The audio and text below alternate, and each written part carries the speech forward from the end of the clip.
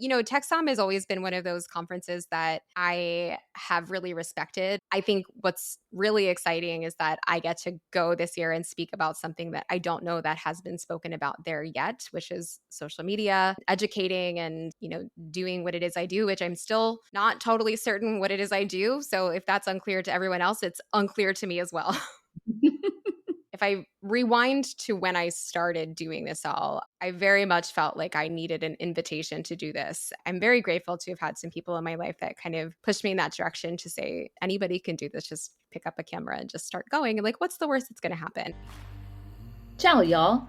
I'm Jessica Dupuy, guest host for a special TEXSOM series on the Italian Wine Podcast, covering the 2025 TEXSOM Conference in Dallas, Texas.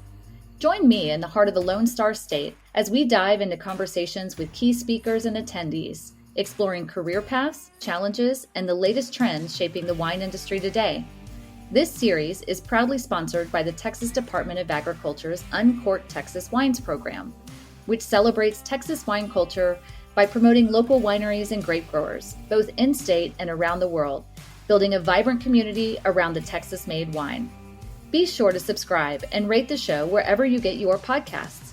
And don't miss our Texas wine tidbit in every episode, a fun little fact, insight, or story that highlights the people and places behind this exciting wine scene. All right. Well, Amanda McCrossin, thank you so much for joining us for this episode of Italian Wine Podcast. I'm glad to have you. Actually, tell me, where are you right now? Are you on the East West Coast? I'm on the East Coast and the pleasure is mine to be here. Thank you for having me. But yes, I'm sitting in my home outside of Philadelphia. Okay, great. This actually helps with some of the questions I want to be asking you, because I feel like for those of you who know Som Vivant, which, this is kind of like people who own dogs, and like you're walking in the neighborhood and you meet people, but you know the dog's name and then you forget about the person's name. You know what I mean? Like, oh, it's Rover's owner. I feel like it's the same with social media, because I know your name, but I keep just wanting to say Som Vivant, right? Like I don't say Amanda all the time. Well, I consider that a compliment. So thank you. Good. Well, good branding, great job there. But I think that's the other thing too, is I think, a lot of us associate that some of your career has been on the West Coast, right? Like being with press. Yes. In Napa Valley. And I didn't even consider until you and I started conversing that you live on the East Coast. So tell me a little bit about your background, how you got into wine, and we'll kind of go from there in terms of how TEXSOM is involved in that.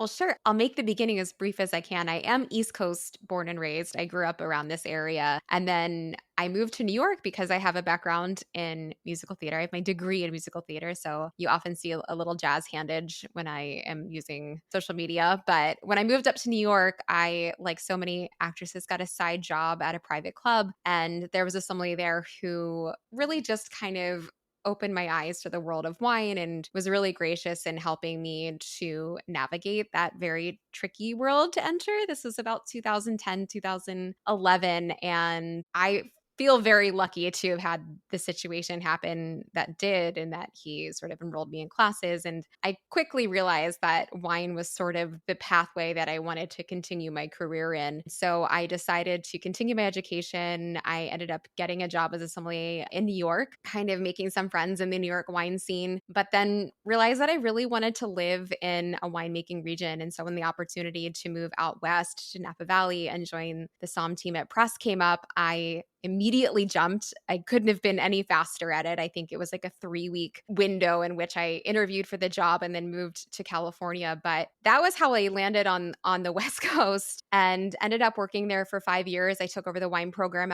after about 3.5 years as wine director. But in that time, I really wanted to kind of show what it was that I was doing. I wanted to explore some of the Napa Valley wineries. I wanted to talk about some of the really cool old Napa Valley bottles that we were opening that at that point nobody was really talking very much about. Kelly White was just about to release her book. And so it was very exciting at the time. And I felt like I had a lot to share with the world. And having that theatrical background, I just decided that I was going to put myself on camera and figure it all out, how to edit, how to shoot. And that's how the origin of Som Vivant started. That's amazing. So do you do a lot of it on your own now, or have you grown to where you have some help? Because I would want help.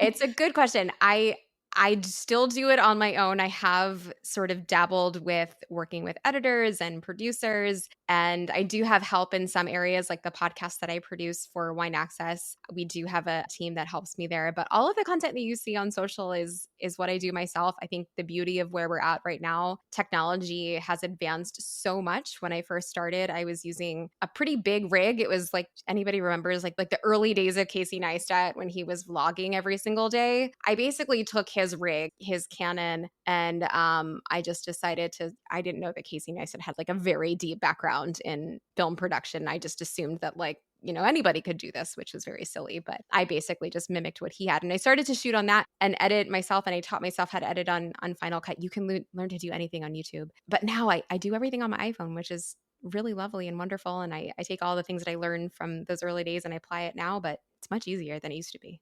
That's great. Yeah, I think that's the beauty of, like you said, of technology. I mean, being able to travel and not have to carry Yes. so much stuff with you, I imagine it's got to be. Yeah, a tripod, Yeah, a tripod, yeah. a light, and an iPhone. You're kinda good to go. You're okay. Yeah. Well, tell me about that. So, you're Somme Vivant. You're a personality on social media and YouTube, but you also speak, right? Like, so you go to different engagements from the Aspen Food and Wine Classic to, are you doing Charleston? I can't remember all the I ones you. am, yeah. Okay. So, you engage with people in person as well. And I wonder if you could talk a little bit about the fact that you will be speaking at TEXSOM. Is this your first endeavor into TEXSOM coming down to Dallas in August?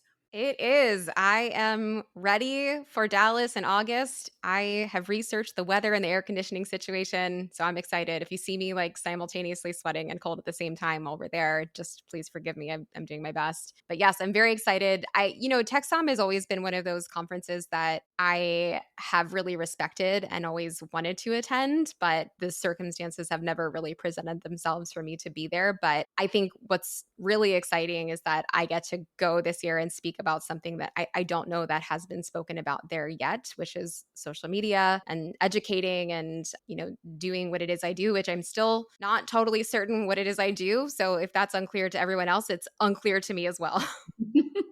But I think that's actually, I love that you say that right off the bat, right? Because with social media, it is such a moving target, whether it's the actual platform itself, right? And the algorithms and things like that you're having to adapt to, but also, wine being accessible to people needs to be on different platforms. You need to be able to reach people of different demographics in different ways. And so kudos to you for being one of the handful that are trying to do it well. And I don't mean just production quality. It is good production quality, but also to be able to communicate in such a way that you're getting people to come back, right? They want more. They want to understand more. So I'm glad that you're going to talk about it at TechSom. Are there any things that you definitely want to touch on? Like, I don't know who officially is going to be attending the course, or the seminar, but I imagine there will be some that are like, how would I do this if I wanted to get started? But then there are others who are like, what is this whole influencer deal? I'm still not sure I understand it. Are you?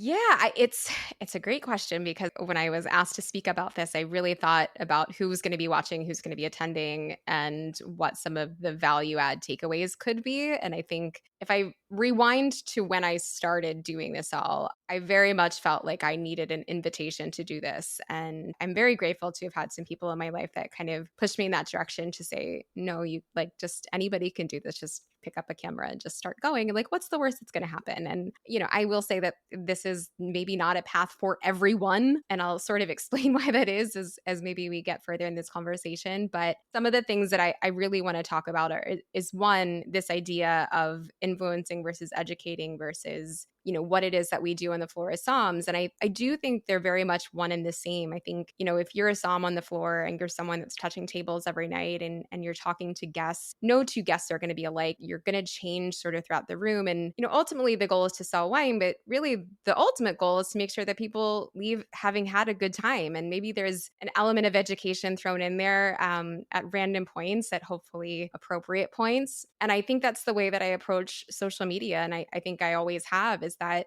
you're not going to resonate with every single person that comes in there. The only thing that you can do is be authentically yourself, which is the hardest thing to do, admittedly. It's even harder to do on camera. But I think if you can find little ways to connect with people and to find information that they will find valuable and find a way to communicate that to them, whether that's through storytelling, whether that's through some sort of, fun little pop culture reference, whether, at press when they were coming to Napa Valley, the first thing that I wanted to do was sort of disarm them, make them feel welcome, find out a little bit about themselves. And obviously you can't do that at scale on social media. But I think if you have those sort of principles in mind that we're humans talking to each other and nobody wants to be talked down to, nobody wants a ton of information thrown at them all at once. If you can find a way to contextualize it and make it interesting to them, I think that's where the big win is, both on the floor as a som and on social media. And as examples, like for people that may not follow Amanda, which you should, you do everything from like, hey, it's not uncommon to find ice and rosé when you're in France, like by the pool. Oh boy. Talk about like making a whole lot of people feel better about Yes. August and drinking wine by the pool. Well, I'm laughing because the comments are so, if you head to that video, which I think was maybe released a few days ago, the comments are very polarizing and some people have very strong opinions, which that is the good, the bad, and the ugly of social media is people are not afraid to Exactly. tell you how they feel. Well, plus, you have to take a side during like Super Bowl. I mean, especially when Philadelphia is in Yes. the Super Bowl, you get to choose your team, but I'm sure you had a lot of comments to say otherwise. Well, thankfully, it was mostly Team Philly this year. A lot of people had feelings about Kansas City, but that's an aside. It was a great Super Bowl year for sure. I'm not invested in either, but good for you. So we'll go into a couple of other things, but it helps that you've got, theater background, you've got stage presence, you understand what it's like to just put yourself out there. But let's face it, I have a very tiny micro following and I get very perturbed when someone reads me the wrong way, right? Like not even like it's one thing if they're like, oh, what you said is not, I don't agree, but it's different if they kind of completely misunderstand who you are as a person. So how do you manage, the good, the bad, and the ugly? With a little bit of humor, I think that goes a long way. Everyone's going to approach it differently, right? In the same way that if you are a hospitality professional and you get negative feedback on the floor, if a guest is being rude or if they say something that's a little off color, we're all going to try to handle that with grace as much as we can. And sometimes the best thing to do is just give things air or let someone else handle it. A lot of times I ignore the mean comments because I understand that that's coming from a place of emotion and I can't fight that. I'm never going to fight that battle. If you're just objectively being mean, there's no reason for me to try to change your mind. But to me, the comment section is always a great place for conversation. It's a great place for education. It's the place where I get a lot of my inspiration for future content in the same way that a lot of the content that I produce now comes from the most asked questions that I would get on the floor, the Prosecco versus champagne. Anyone who's working in hospitality, just try to think about any given night, what's the most asked question that you're going to get and find a way to answer it succinctly. But going back to the comments, people are going to be mean, hurt people. It is what it is. The best thing you can do is just give it space and handle it, I think, in the same way that you might handle it professionally in a hospitality environment, which is to assess every situation uniquely and, just understand that some people are just having a bad day and that's okay. Yeah, no, that's true. I think you're giving a lot of grace, and that's important in what we do. I also think it helps that you're sitting confidently in the content, right? Even if you don't know every single thing, right? Like we're not going to say that you know every single thing about wine. You're able to work within the content with such an ease that it helps with that potential, the negative comments or, that sort of thing. That's a good point. I think one of the things that I had to come to terms with that maybe will help other people listening is you're not going to know everything about wine. It's impossible. None of us can. Even if you're a master of wine, master sommelier, there are always going to be things. And I learned that on the floor, thankfully, when I was somming, that there's always going to be things you don't know. And I don't know is an appropriate response. It's a learning opportunity. It's a place of growth. I learn new things every time I produce content. And I think if you just let yourself live in this space of wine is not something that you can tackle in a day, a year, or even a lifetime. It's an ongoing journey. And you let that be a transparent part of how you're creating content, I think you'll be much, much happier. I would hesitate to call myself a wine expert for that reason, because I think there's always opportunity for learning and for someone to teach you. And sometimes those comments are like really teachable moments. And sometimes people do like, hey, just so you know, this is actually, X, Y, and Z. And I think Yeah, that's important when you're doing social media, because people will let you know when you're wrong. And that's okay. they will. But it's beautiful. I love that you say that. Like, it's okay to say, I don't know. I mean, you're a parent, right? Do you have kids? No, I am a child to none, but I'm an auntie of two. Okay, well, but I was just gonna say, like, that's like such a great parental tidbit for people too to have. Like, it's okay to say to your kids, I don't know the answer to that. Let's find Yeah. out, you know? So, not to assume that, the people that are following you are children, but I do think that that's just a really great, again, it's gracious, right? So, let me ask you this. I'm curious, just for those that may not be as familiar with you. So, you have over 450,000 followers between YouTube, Instagram, TikTok. Am I leaving anything out? I think that's all. Yeah.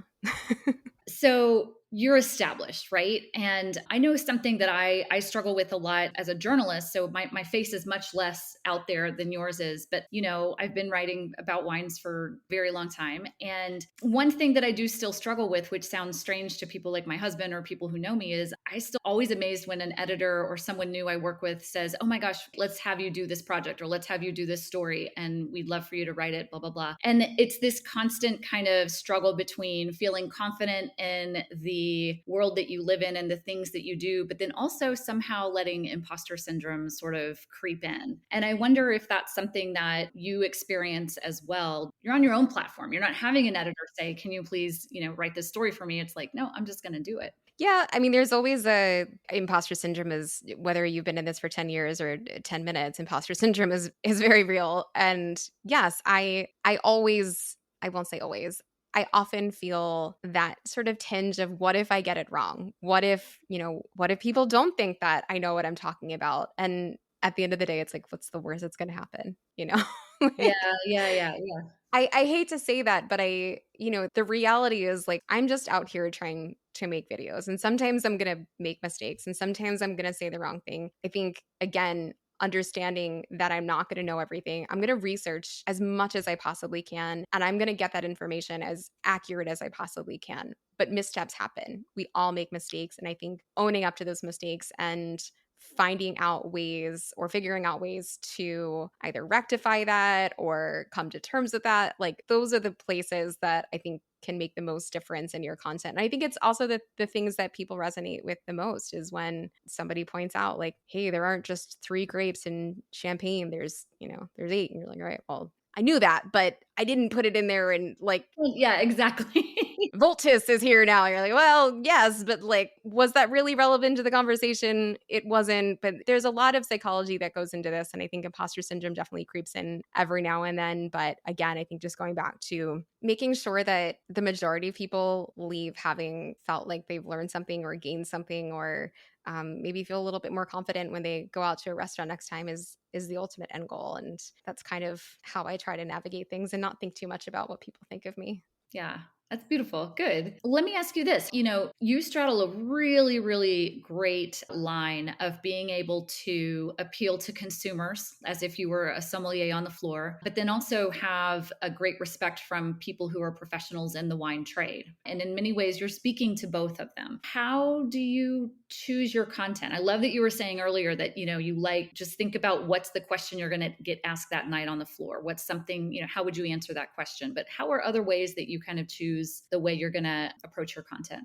Yeah, well, I mean, at the end of the day, we're most of us who are somms or on the floor are also consumers, right? So, and I think a lot of times I think back to when I didn't know about wine. I think back to those moments where, wine wasn't comfortable for me. I remember living in New York before I got into wine and going into bodega and not knowing what to do. And so I really try to think about, those moments I had in my 20 something, but also, like I said, I live outside of Philadelphia and I go to wine shops here a lot and I listen at bars and I listen to what people are asking. I listen to watch what people are doing in the stores. And I try to just pick up on the things that are sort of tripping people up and making them say yes instead of no. Those, I think, those moments are incredibly helpful for me in content creation. I read a lot of what's going on in the industry, but also, the beauty of having a lot of followers is that I have a lot of DMs. I have a lot of questions in there. A lot of those questions are really good questions, and they're questions that I've asked myself. So whether they're asking me in real life or whether I'm overhearing them at a bar, like anytime I hear a question, I write it down. I have hundreds of notes in my iPhone right now of just questions that people ask and video ideas. And then I try to think about, like, how would I succinctly answer this if I only had 10 seconds at a table? Like, what would be the salient points and the details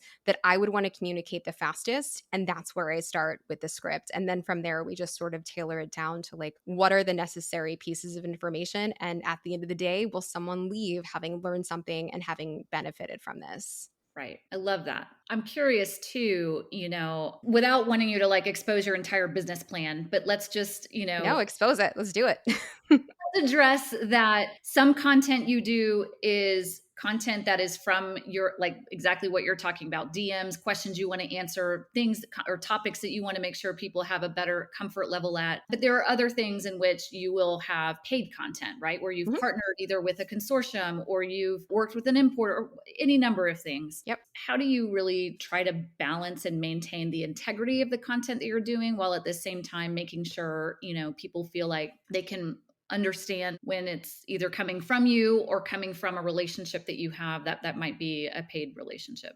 Yeah, no, it's a question I love answering because I think it's one of the things that people just sort of view as the evil side of the business, or like the less beautiful side of the business, because it is a business at the end of the day. Some of the content, as you said, I get paid for, and it's clear on my Instagram what that is. It says paid partnership, it says sponsored, it says ad. The way that it all kind of transpires, I have a management team, so a lot of the things that you see are filtered through them. So the process is, someone will come to my management team. The management team will say, hey, what do you think about this? And then we'll just start to sort of brainstorm, what would this look like? At the end of the day, there's a few things that have to sort of fall in line. One, if it's a brand, it obviously has to be a brand that I like. It has to be often a brand that I have had history with. One of the things that I learned, thankfully, fairly early on is the one thing that you never want to do is recommend something to someone and then have them have a bad experience. And that doesn't necessarily mean with just the wine. There's nothing worse, I think,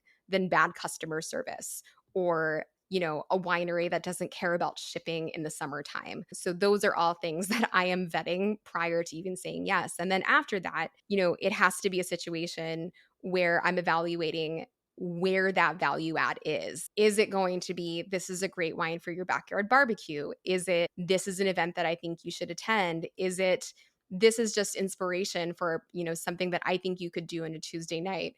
And if at the end of the day, I can't find what that value add is, I can't do the content. And I've walked away from a lot of contracts and, a decent amount of money because I can't find it, because I can't see what the benefit is to the people that I'm showing this to. So I think the idea is, like, if I wouldn't do this content naturally, if it's not something that I would talk about without getting paid, then I don't want to do it. And it's easy to say that when you don't have a number in front of you and a potential check, and there's people asking you to do Right. things and you don't want to say no, but those are the sort of north stars that you really have to lean into and not stray from. Well, for those that might be getting into doing something like this, for the first time, right? Like, you've established yourself, you've been able to establish, like, with your management team, the vetting system that matters to you and allows you to sleep at night based on what you represent. And it is hard when you're like just getting started and you're like, someone's willing to pay me to say something. This Yeah. is exciting, But I think what you're saying really represents something for the long game, which is you have to start with your bar at a certain level right off the bat, because that's essentially what's going to allow you to have that lasting appeal or lasting integrity overall. Right. And I think integrity means something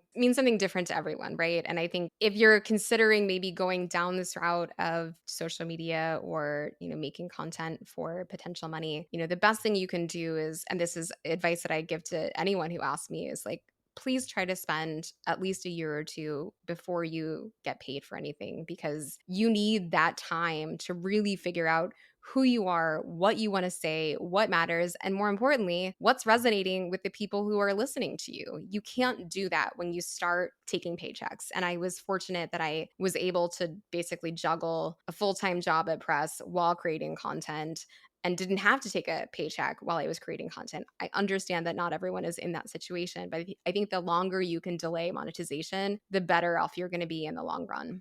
Beautiful. That's nice. I really appreciate that you said that because I think it allows you to kind of separate and really establish the core of who you are. I'm curious too, you make it look like you're hustling all the time, right? Your regular content, like I'm always like, this girl is working hard. It's very impressive. But I want to also believe, and I hope this is true, that you also build in time to not be only doing this, right? Like, so how do you manage your time? In a given day or given week, can you share with people that I don't mean to put words in your mouth, and I hope this is the case that you're like, you're not like 24/7 thinking about all of this all the time. I'm not 24/7 thinking about it all the time. I do think about it a lot. I'm very, very passionate is like a, Yeah. overused term, but I really do love what I do. And because I think, it is my business, I'm not doing it all the time, but I am thinking about it all the time. But I am also very cognizant of like family time. And so, if we're going to spend a weekend at the beach together, like that's family time. I'm not getting out my phone to shoot content unless for some reason something really fun happens and you can't not shoot that. And my family's very understanding, but the work-life balance thing, I think when you're a content creator is a little harder to figure out, especially if you're coming from, a situation that's a little more 9 to 5 or 5 to 9 if you're working in restaurants. And you have those like set days off. You have that Tuesday, Wednesday of like, okay, now we can take time to breathe. I don't necessarily do that, but what I will say, and I think this is the hardest part of what I do is, we've talked a little bit about the negative comments and the amount of energy that it takes and just constantly thinking you do burn out. At a certain point, something's got to give, and there's only so much creative energy you have in your brain and in your body. And at a certain point, you just got to take a break. And for me, my body lets me know when it's time to like take a minute and close it down. And sometimes, I'll go a little bit dark for a week or two where I have nothing. And it's taken me a really long time to accept that that's going to happen from time to time, especially when I'm running off to Aspen, that I'm doing, going to Germany and I'm doing all of these things. And it's really fun. And I'm sort of a go, go, go person. But I think one of the hardest things but best things you can do is, take extended periods of time where you can just kind of relax and reset. That's how I work creatively. It's how I worked creatively even when I was as an actress with, longer stretches. And I think the way that you can do that is making sure that you sort of bank, so to speak, content maybe previously so that you're not completely abandoning your followers, but that you have the means to just say, okay, my body is telling me it's time to relax. It's time to take a break. And so I have to listen. And I think that's really important, especially because,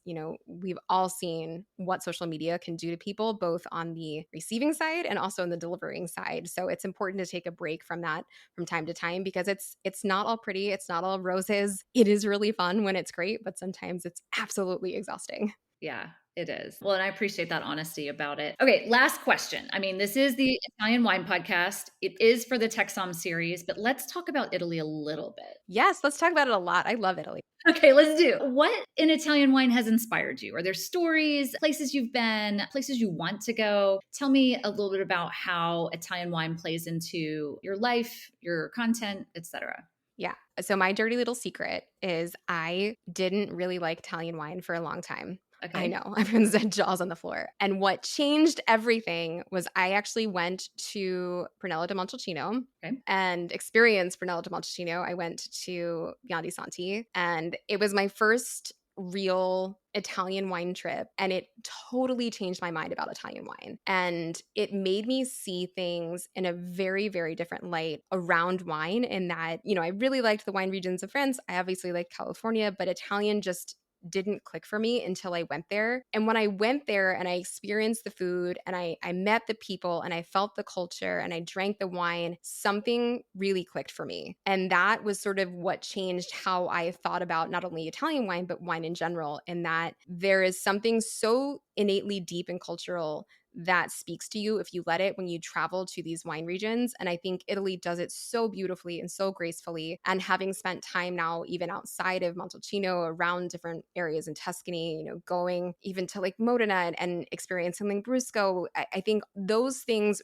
really established for me what it was that I love so, so much about wine. And I have Italy to thank for that because it changed everything for me. And now I just, La Dolce Vita, I just want to live the beautiful Italian sweet life. I love that. And I think that's so powerful. The power of place and actually getting to go to a place. I love to hear that it just unlocked something for you, more than, like you said, more than just with Italian wine, but with understanding wine in general. Because I mean, goodness, it would be so nice to be able to go to every single wine region in the world. But I definitely feel, even as a journalist, when I've seen a place, it will not leave you, Perhaps the wines are not the wines you drink every day. I've been to places where I appreciate and love everything that they do, but it may not be my daily pour, But the culture part is really what's so grounding. I love that you've had that experience and that it was Italian wine that did it for you. That's so great. Yes. And for the record, I do love Italian wine now. I have lots of it in my wine fridge. We're serving Italian wine at our wedding. I want to be clear that we have come around to Italian wine. I really just truly think I didn't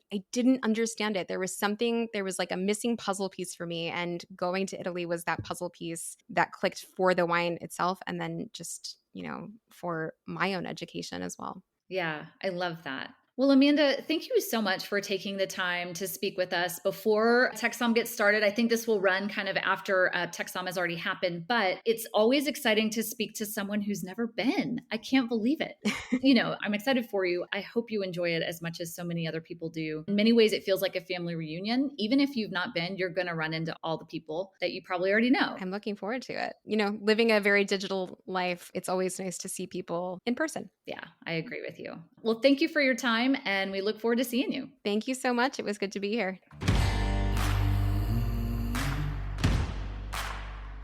Here's a Texas wine tidbit about how a classic Mediterranean white grape found its home in the plains of West Texas. You may know Vermentino as a sun-drenched staple of Sardinia, Liguria, or coastal Tuscany, grown on sea-cooled slopes. But believe it or not, it's also thriving in the Texas High Plains, a landlocked plateau thousands of kilometers from the Mediterranean. Here's why it works. The Llano Estacado, where these vines grow, is a vast plateau sitting at 850 to 1,200 meters above sea level. That elevation gives long, hot days and cool evenings, ideal diurnal swings that ripen fruit while preserving acidity. The soils are calcareous, iron-rich sandy clay loams, well-drained, nutrient-poor, and ideal for producing clean, mineral-driven Vermentino. The dry breeze and low humidity reduce disease pressure, and irrigation taps into the Ogallala Aquifer when needed. Vermentino in Texas is championed by growers like the Bingham Family Vineyards, whose fruit is harvested by multiple producers, including Dukeman Family Winery, whose Vermentinos have earned recognition for years for their clean, crisp, citrusy character and lively minerality. It's been called one of the best adapted white grapes for Texas, favored not just for its flavor, but for its drought tolerance and easy farming in the High Plains. It ripens mid-harvest and performs beautifully, even under challenging climate conditions. It's worth giving Vermentino a try in Texas, not just because it grows well here, but because it reflects what makes Texas wine exciting: unexpected pairings, place-driven wines, and a spirit of bold experimentation.